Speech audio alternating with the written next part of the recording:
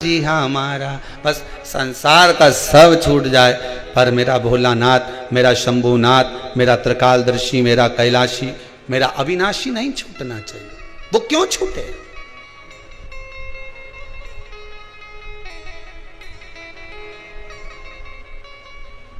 संसार का व्यक्ति पीछे पड़ा हुआ है। हाँ, हमारा बुढ़ापा कैसे निकलेगा, हमारे बच्चे नहीं होंगे तो हमारे को वो आग कौन देगा? अभी शंकराचार्य जी का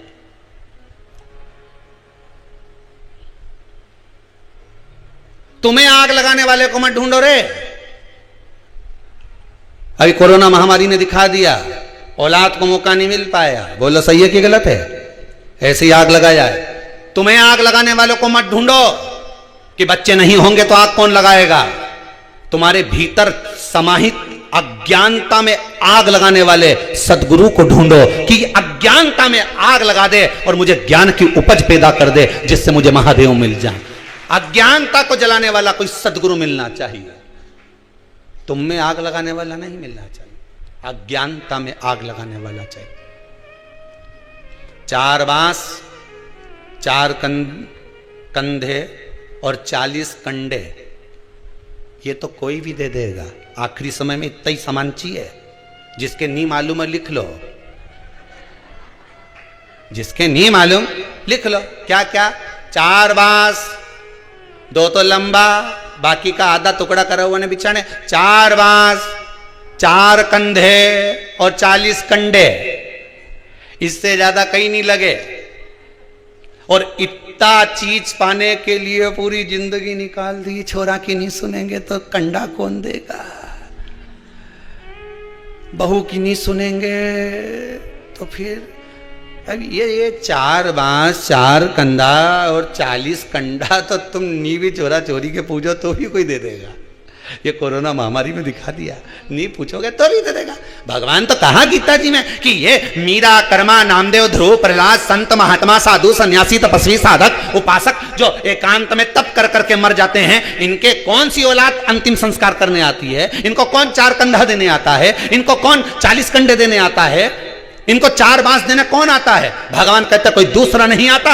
भगवान कहते गीता में मैंने वचन दिया है अर्जुन को, जन्म मैंने दिया, माता के स्तन में दूध मैंने दिया। तू भोजन करना नहीं जानता था, नौकरी पे नहीं जाता था, पैदा होते से तू कहीं सर्विस करने नहीं चले गया। पेट मैंने भरा, तेरे उदर की पूर्ति मैंने करी, और मरेगा तेरे परिवार वाले तुझे अग्नि नहीं देंगे, कंडे नहीं देंगे, कंधा नहीं देंगे।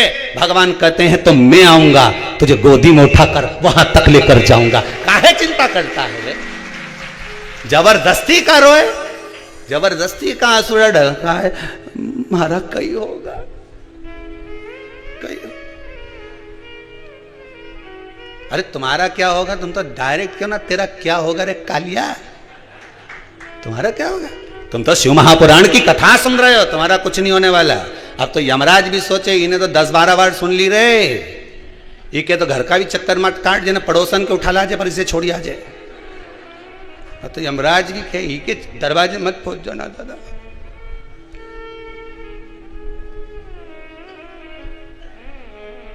यमराज बनावे बंदी और काया हो गई गंदी, मेरे प्राण छूटे भोलेनाथ तो तू नंदी लेकर। भगवान से प्रार्थना करना कि हमें आग लगाने वाला नहीं ढूंढना है, हमें हमारी अज्ञानता को जलाने वाला ढूंढना है, जो हमारे भीतर की अज्ञानता को जला दे। देव ऋषि नारद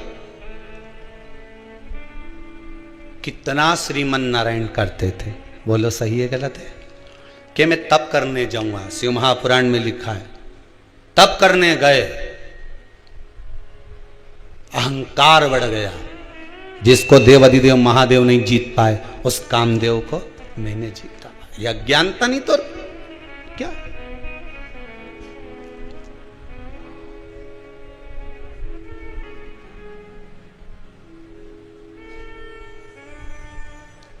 अब ये सबसे पहले उठ के किसके पास गए? शंकर जी की यहां गए थे कि नहीं गए थे? कथा में बताया था। कौन? देव ऋषि नारद ने कामदेव को जीता। सीधे शंकर जी के पास गए और शिव जी के पास जाकर बोले देव अधिदेव महादेव की जय हो। शंकर भगवान ने पूछा आओ प्रभु कैसे आना हुआ देवऋषि नारद। नारद जी बोले जिसको आप नहीं जीत पाए उस कामदेव को मैंने जीता है। शंकर भगवान बोले आप देवऋषि नारद हो, आप तो दुनिया जीत सकते हो, ऋषि क्या नहीं जीत सकता, आप तो दुनिया जीत सकते हो। शंकर भगवान ने रुद्राक्ष की माला उठाई, नारद जी के गले में पहना दी और जाते जाते नारद जी को एक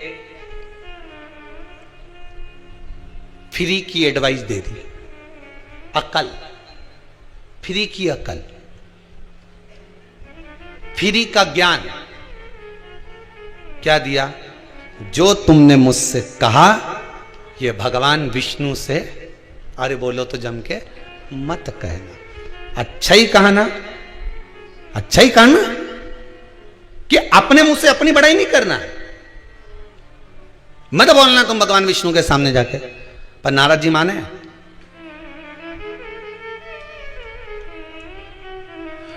फ्री की चाय बटे तो भीड़ लग जाए रे, बोलो सही है कि गलत है। और मैं लिखा रे फ्री की चाय तो थोड़ा तुम कई पिरिया हो यहाँ होटल पे अंदर फ्री में, बोलो सही है कि गलत है। फ्री की कचौड़ी बटे तो अरे बोलो जम के भीड़ लग जाए। फ्री का कम्बल बटे तो ये सो जोरदार कम्बल, कहीं जोरदार, कितना का लिया, फ्री में मिल रही है चले जा।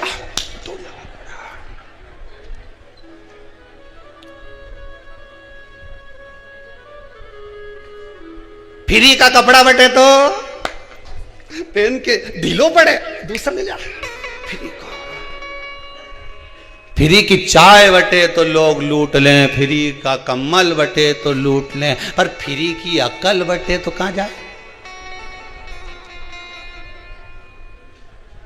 गुरु माता पिता फ्री में ही अकल दे के नहीं दे, अरे बोलो तो जम के कि का पैसा ले, गुरु पैसा ले फ्री में अकल दे। गुरु माता और पिता फ्री में ज्ञान देता है, इसके बाद भी लोग नहीं लेते।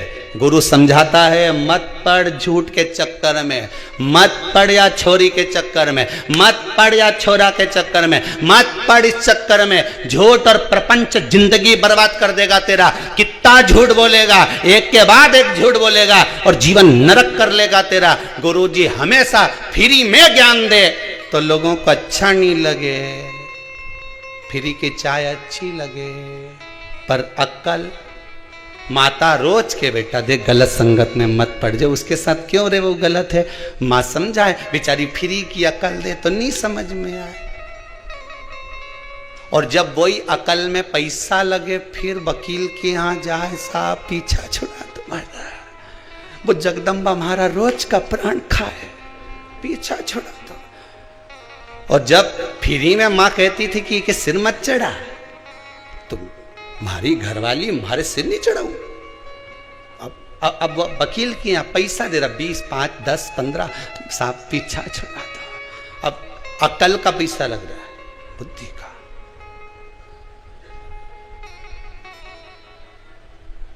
गुरु माता पिता फ्री में ज्ञान देते हैं,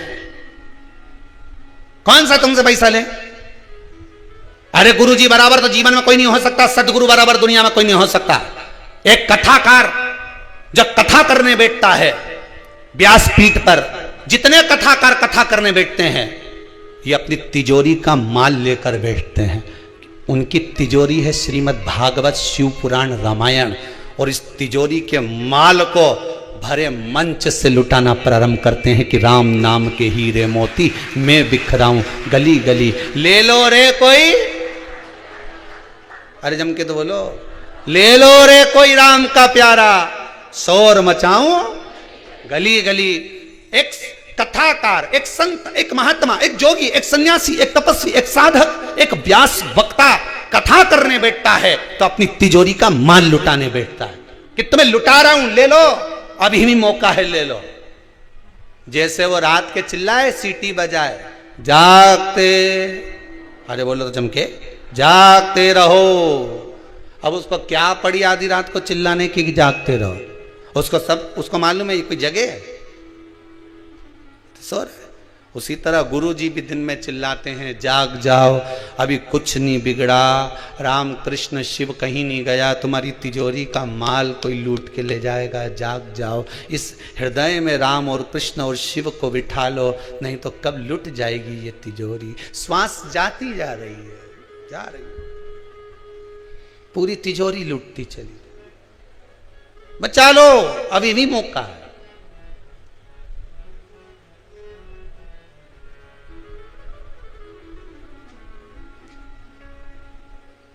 कब लुट जाए, साथ देती नहीं ये किसी का, क्या भरोसा है इस जिंदगी का। श्वास रुक जाएगी चलते चलते, क्षमा बुझ जाएगी जलते जलते, दम निकल जाएगा रोशनी का, क्या भरोसा है इस जिंदगी का, क्या भरोसा है इस जिंदगी। बड़ी मुश्किल से मिला है जीवन, बड़ा मुश्किल। इसलिए बार बार कहते हैं कि लेते जाना रे प्रभु का नाम थोड़ा थोड़ा, लेते जाना रे प्रभु का नाम थोड़ा थोड़ा, लेते जाना रे हरि का नाम थोड़ा थोड़ा, लेते जाना रे हरि का नाम थोड़ा थोड़ा, लेते जाना, लेते जाना, लेते जाना, लेते जाना, लेते जाना, लेते जाना, लेते जाना, लेते जाना, लेते जाना रे, लेते जाना रे, लेते जाना रे हरि का नाम थोड़ा थोड़ा, लेते जाना रे हरि का नाम थोड़ा थोड़ा, लेते जाना रे प्रभु का नाम थोड़ा थोड़ा, लेते जाना रे प्रभु का नाम थोड़ा थोड़ा। भाव से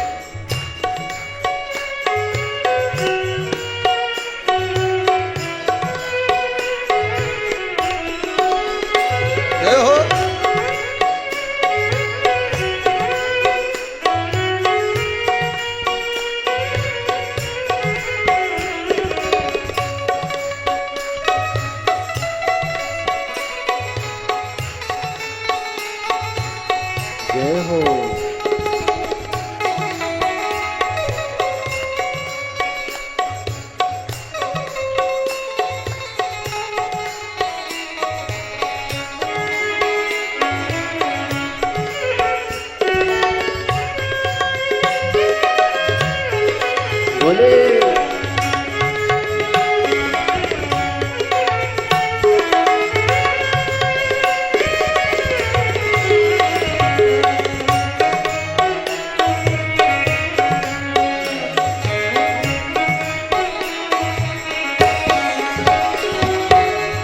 लेते जाना मत घबराना, लेते जाना मत घबराना, ओ लेते जाना मत घबराना, लेते जाना मत घबराना, लेते जाना रे, लेते जाना रे हरि का नाम थोड़ा थोड़ा, लेते जाना रे हरि का नाम थोड़ा थोड़ा, लेते जाना रे प्रभु का नाम थोड़ा थोड़ा, लेते जाना रे प्रभु का नाम थोड़ा थोड़ा, लेते जाना, लेते जाना, लेते जाना, लेते जाना, ओ लेते जाना, लेते जाना, लेते जाना, लेते जाना, लेते जाना रे, जय हो। लेते जाना रे, जय हो। लेते जाना रे हरि का नाम थोड़ा थोड़ा, लेते जाना रे प्रभु का नाम थोड़ा थोड़ा, लेते जाना रे प्रभु का नाम थोड़ा थोड़ा, लेते जाना रे प्रभु का नाम थोड़ा थोड़ा। जय हो। थोड़ा थोड़ा रे, थोड़ा थोड़ा रे, थोड़ा थोड़ा रे, थोड़ा थोड़ा, लेके जाना रे, ओहो, लेके जाना रे, लेके जाना रे प्रभु का नाम हर भोले, लेके जाना रे प्रभु का नाम थोड़ा थोड़ा। ओहो,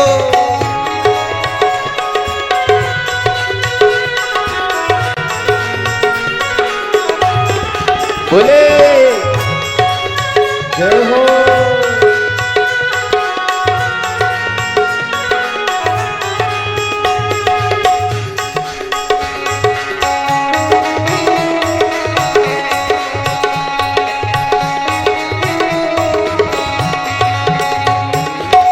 लेते जाना मत घबराना, लेते जाना मत घबराना, ओ लेते जाना मत घबराना, लेते जाना मत घबराना, लेते जाना रे, जय हो। लेते जाना रे, जय हो। लेते जाना रे हरि का नाम थोड़ा थोड़ा, लेते जाना रे हरि का नाम थोड़ा थोड़ा, लेते जाना रे प्रभु का नाम थोड़ा थोड़ा, लेते जाना रे हरि का नाम थोड़ा थोड़ा, थोड़ा थोड़ा, थोड़ा थोड़ा, थोड़ा थोड़ा, थोड़ा थोड़ा, ओ थोड़ा थोड़ा, थोड़ा थोड़ा, थोड़ा थोड़ा, थोड़ा थोड़ा, लेते जाना रे, लेते जाना रे,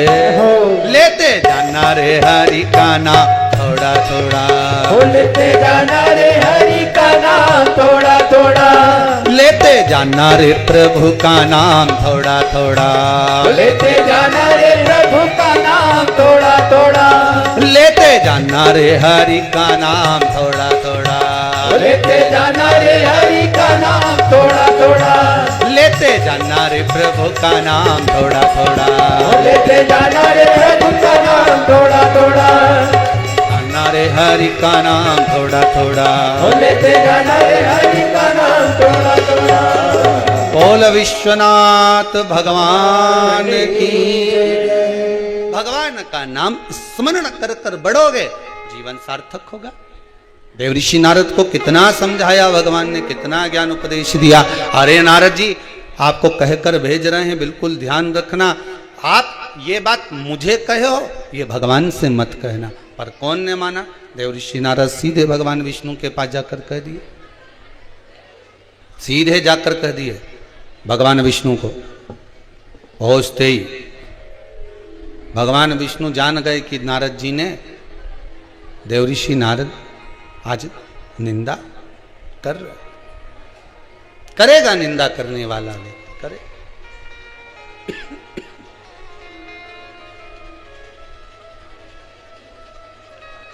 करे करे सो होन दो। अब देव ऋषि नारद को लगा कि भगवान विष्णु को इतनी बड़ी बात कही, और इतनी बड़ी बात मैंने देव ऋषि नारद मन में सोचे कि मैंने भगवान विष्णु को कही, और भगवान मेरी बात को तो लिए ही नहीं। निंदा करने वाला व्यक्ति,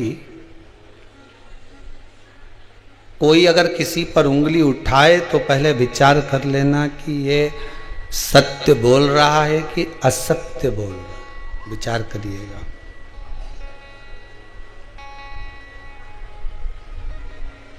विचार करिएगा एक बार।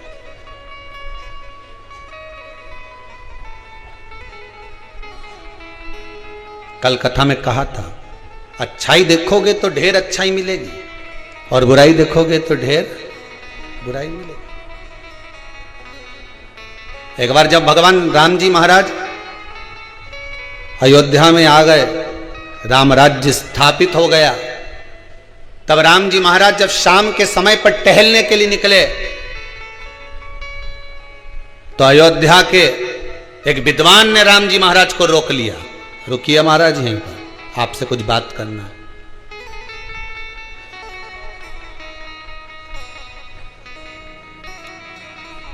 हमें आपसे कुछ पूछना है। राम जी महाराज रुके, विद्वान के चरणों में राम जी ने प्रणाम किया। कोई बहुत अगर विद्वत्ता की बात करे ना तो उसके सामने शून्य बन जाना चाहिए। अपनी ज्ञान की परिभाषा मत खोलना।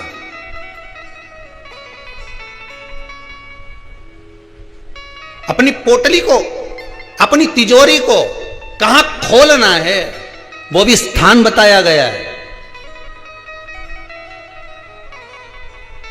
जिसमें भगवान के चरणों के प्रति रुचि नहीं हो उसके सामने कभी भगवान की बात मत करो। जो भगवान को मानता ही नहीं उसके सामने क्या भगवान की बात करना।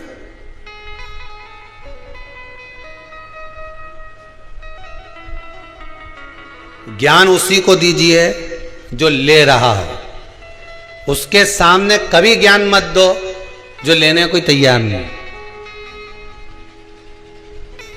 कितनी अच्छी अच्छी बात रावण और दुर्योधन को समझाते थे, फ्री की एडवाइस देते थे, फ्री का ज्ञान देते थे, कितना समझाते थे, अच्छी अच्छी बात बताते थे, तो इसके समझ में आती थी। अरे बोलो तो सही जरा जम के। ये जितना लोग तुम आस्था टीवी पर कथा सुन रहे हो, जितने लोग मोबाइल पर सुन रहे हैं, इनको कितना ज्ञान दिया बेचारे के नाना जी भी बोला रावण का, तो नाना भी बोला रे सुधर जा रे ओ 10 मुंडा का सुधर जा, तेरे को समझाऊं, अच्छे से समझा रही हूं, समझ जा, मैं लंकेश मत कर, अभी भी तेरे को समझा रहे। नाना जी बोला, इतना डोकरा आदमी, बूढ़ा आदमी बोला कि समझ जा रे। अच्छा वो तो वो एक धर्म पत्नी भी समझाई बेचारी मंदोदरी भाई, कितना किया, समझ जाओ स्वामी। पर ये फ्री की एडवाइस जिसे समझ में आए, अच्छी बात अगर किसी के क्यों नहीं तो के वो पटना की बोलूं कि काली मिर्ची बोलूं, तुम बोलो वो बोल दूं। पटना की लग जाए वह मिर्ची, लाल मिर्ची लग जाए उसे तुरंत। अच्छी बात अगर कहीं का बोला, समझाने की बात तुमने किसी को की और रुके लगे। इतना भी मूर्ख नहीं है हम हो, जितनी अकल तुम दे रही हो नहीं, जितनी तुम अकल हमको दे रहे हो नहीं, इतनी तुमने पहले की भरी। रावण भी उसके नाना जी से बोला, नाना जी तुम्हारा 1 मुंडा, मेरा 10, अब बता अकल की में बड़ी। और नाना जी बेचारा चुप हो गया, खांसने लगा। मैं बेचारा छोरी मारे पानी पिलाई दे, कि चक्कर में नहीं पड़ूं दादा। अकल उसके दी जाए जिन्हें अकल में हो थोड़ी बहुत, जिसके विवेक में समा जाए। अब ये तो कि हमारा 10 मुंडा और तुम्हारा 1 मुंडा, अकल तुम 1 मुंडा से दोगे, हमारे तो 10 मुंडा की अकल। अपन किसी की अच्छी अकल तो नहीं, तो उसे पटना की मिर्ची लगे, उसे मिर्ची लग जाए। बताओ हमें ज्ञान दे रहा है, हमें जैसे अकल ही नहीं है। समझाने वाला मम्मी समझाए छोरा के तो छोरा ही कह दे, अपनी अकल अपने पास रखो। तुम मुझे क्या मूर्ख समझती हो? इतना कॉलेज में पढ़ रहा हूँ, इतना लोगों के चले ही रहा हूँ, मम्मी तो मुझे जानती नहीं है। मम्मी बोले यही तो समझा रही कि तू दूसरे के मूर्ख बनाना छोड़ दे, तू तो खुद मूर्ख छोरा। अभी के कौन समझाए, पर ये के हमारा तो 10 मुंडा, हमें नहीं चाहिए किसी की अकल, हम तो खुद विद्वान।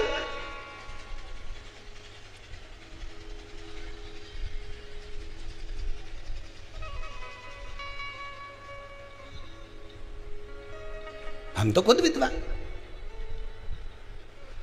और दुर्योधन को कितना समझाया, अब बापड़ा के बताओ कितना भगवान कृष्ण समझाने के लिए गए, मान जा रहे। देखो हाथ जोड़ो दादा, 5 गांव का राज्य दे दे इनके, क्या एक सुई की नोक के बराबर नहीं दो।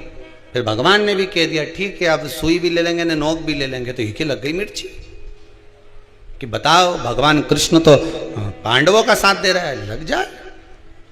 सत्य कहो, श्रेष्ठ कहो, दुनिया के लोगों को सही राय दीजिए, सही मार्ग बतलाइए, फिर भले उन्हें पटना की लगे चाहे काली लगे, अपने कोई फर्क नहीं पड़े। तुम तो अपने सत्य पे टिके रहो, तुम्हें कहीं करना। अब आज की बात ले लो, आज कोई पूछ रहा था, ए गुरुजी, हमने कहा हाँ बोलो, व्यक्ति को गाड़ी किस स्पीड में चलाना चाहिए? मैंने कहा ये और पूछना रह गया था, इतनी सी बात वो भी हमसे पूछ रहा है। नहीं, अब हमने पूछा कहाँ से आया था? कि आगरा से। हमने कहा तो आगरा से आके तो इतनी सी बात पूछना है कि कौन सी स्पीड में गाड़ी चलाना चाहिए? जितने साल का तो उतनी स्पीड में गाड़ी चला है। तो 20 साल का है तो स्पीड कितनी रख? 20। तो 30 का है तो स्पीड कितनी रख? 30। तो 40 का है तो गाड़ी की स्पीड 40। तो 100 का फिर 101 पे चला। कौन मना करे था? ऊपर ही तो जाना है, फिर 100 के ऊपर। गलत की, अरे बोलो तो जम के, गलत की। जितने साल के तुम हो, जितनी तुम्हारी उम्र है, गाड़ी की स्पीड उतनी रखना तो एक्सीडेंट नहीं होगा। जहां उम्र से ज्यादा स्पीड गाड़ी की गई तो भेरू गया। तुम 30 के, गाड़ी की स्पीड 30 की रख। तुम 40 के, गाड़ी की स्पीड 40 रख। तुम 80 के, गाड़ी की स्पीड 80 रख। जब तुम 100 के बाद तो तुम कांटा भी टिकाई दोगा तो कोई बात, फिर कोई फर्क नहीं पड़े। स्पीड देखना है तो उम्र से देखो।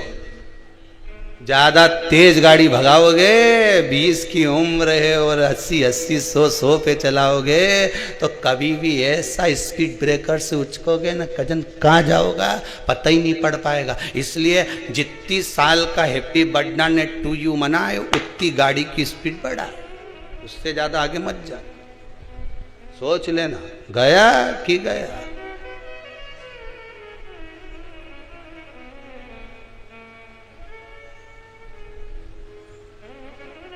गया तो गया। अब हमसे ज्यादा स्पीड में दौड़ रहे हैं। इस शरीर की कैपेसिटी है 10 की, हम इसको इतना दौड़ा रहे हैं 20 की स्पीड में। आखिरी में गाड़ी तो गाड़ी, शरीर तो शरीर है, शरीर तो शरीर है।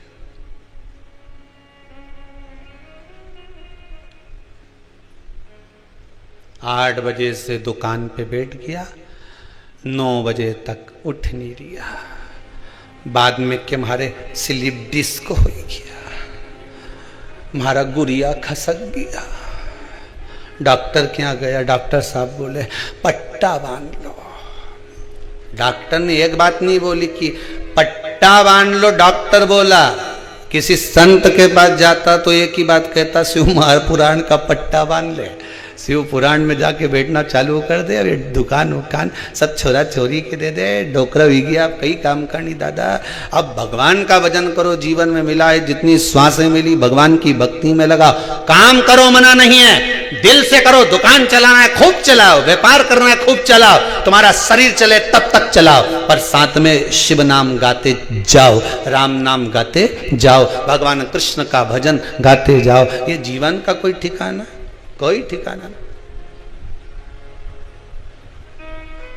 कौन सा भरोसा? अब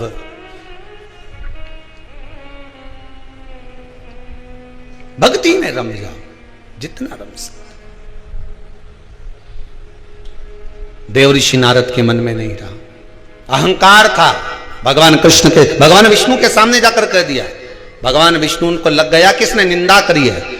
निंदा करने वाला, निंदा सुनने वाला महापापी होता है। कोई आपको अगर किसी के लिए निंदा कर रहा है तो आपको सतर्क हो जाना चाहिए कि ये मेरे पाप को बढ़ा रहा है। खुद के पाप बढ़ेंगे घटेंगे वो अपनी जगह पर, मुझे पापी बना रहा है। किसी के बारे में बोलकर मुझे सुनने का आदी बना रहा है, मैं क्यों विश्वास करूं? क्यों?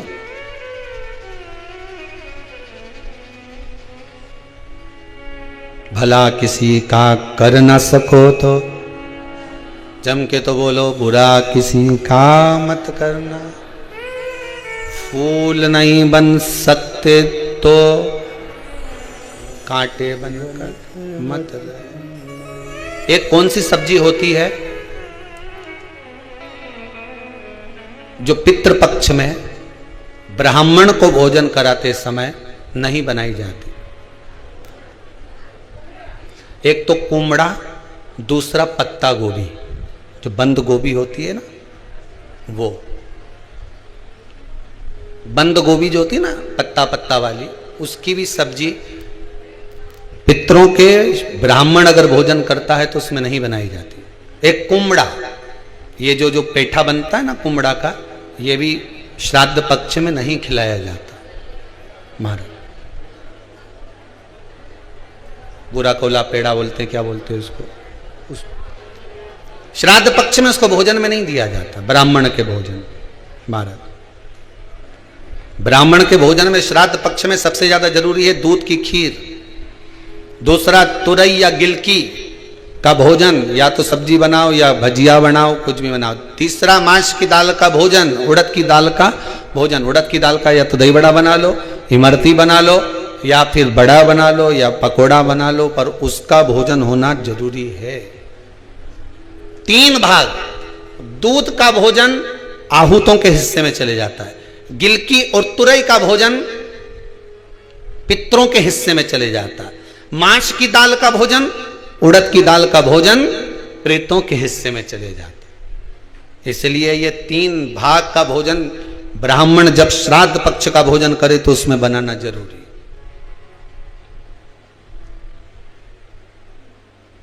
बहुत जरूरी। आपके यहां जब श्राद्ध हो भोजन अवश्य बने। कई लोग कहते हैं गुरुदेव जब हम गया जी से आ जाएं तो क्या ब्राह्मण भोजन कराना जरूरी है? क्यों नहीं, कराओ, क्यों नहीं करा?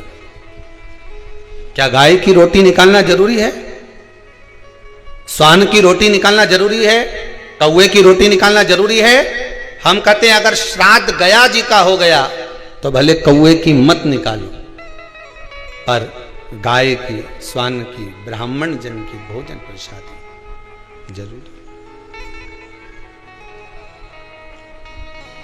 देखिए जब ज्यादा घर में पितृदोष हो ना, ऐसा लगे कि पितृदोष बहुत ज्यादा है, 1 रुपए कमा रहे हैं, 1.25 रुपए खर्च हो रहा है, हाथ में पैसा नहीं टिक रहा, दुकान 4 दिन अच्छी चल रही है, फिर व्यापार डाउन हो जाता है, कोई पैसा लेकर भग गया, नहीं दे रहा, कहीं कर्जा मात्रा बढ़ गई है, ये पितृदोष के लक्षण है कुछ। इसमें आपके घर में जो भी रुद्राक्ष पड़ा हो, जो भी रुद्राक्ष रखा हो, क्योंकि संभाल के तो आप रखते नहीं, पटक देते हो यहां, जो भी रुद्राक्ष आपके घर में रखा हुआ, एक पानी के पात्र में उस रुद्राक्ष को डाल दीजिए, उसमें 1 चावल का दाना डाल दीजिए।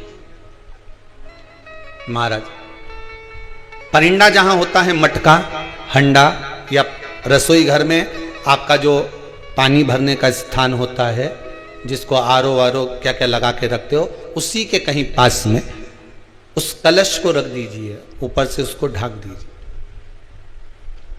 शाम के समय, सुबह रखा 10 बजे से 12 बजे के बीच में, शाम के समय प्रदोष काल में भगवान शंकर का नाम स्मरण कर कर, ओम नमः शिवाय बोलकर, श्री शिवाय नमस्तुभ्यम बोलकर, या महामृत्युंजय मंत्र का स्मरण कर कर, या गायत्री मंत्र का स्मरण कर कर, जो मंत्र आपकी बुद्धि में, विवेक में समाहित हो, उस मंत्र का नाम लेकर राम कृष्ण हरि जो बोल सकते हो, एक घी का दिया अवश्य प्रज्वलित करें, लंबी बाती का। कौन सी बत्ती का? फूल बत्ती का नहीं, गोल बत्ती का नहीं, लंबी बाती का। बत्ती का मुख दक्षिण की ओर, कहां पर होना चाहिए? दक्षिण की ओर, ना पूरब, ना पश्चिम, ना उत्तर। बत्ती का मुख कहां हो? दक्षिण की ओर। जैसे श्राद्ध पक्ष में ब्राह्मण को जब भोजन कराते हैं तो ब्राह्मण का मुख श्राद्ध पक्ष के भोजन कराते समय अगर पूरब, पश्चिम और उत्तर का होता है तो श्राद्ध के भोजन का फल नहीं मिलता। उसका मुख दक्षिण का होता है तो हमारे घर के जितने भी पितर उस तिथि में गए होते हैं सबको उसका भाग मिल जाता है और पितृदोष समाप्त हो जाता है। इसलिए ब्राह्मण का मुख श्राद्ध पक्ष में भोजन कराते समय दक्षिण का होना चाहिए।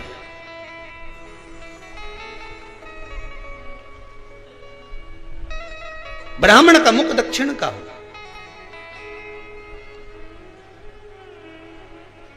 यहां तक शास्त्र कहता है महाराज, अगर गौ माता को श्राद्ध पक्ष में अगर भोजन दे रहे हो तो गाय का मुख अगर दक्षिण का है, गाय का, आपका मुख भले उत्तर का हो, गाय का मुख दक्षिण का हो, आपका मुख भले पूरा पश्चिम, गाय का मुख अगर दक्षिण में है, अगर आपने दक्षिण में गाय को खड़ी कर रखा है और दक्षिण में उसका मुख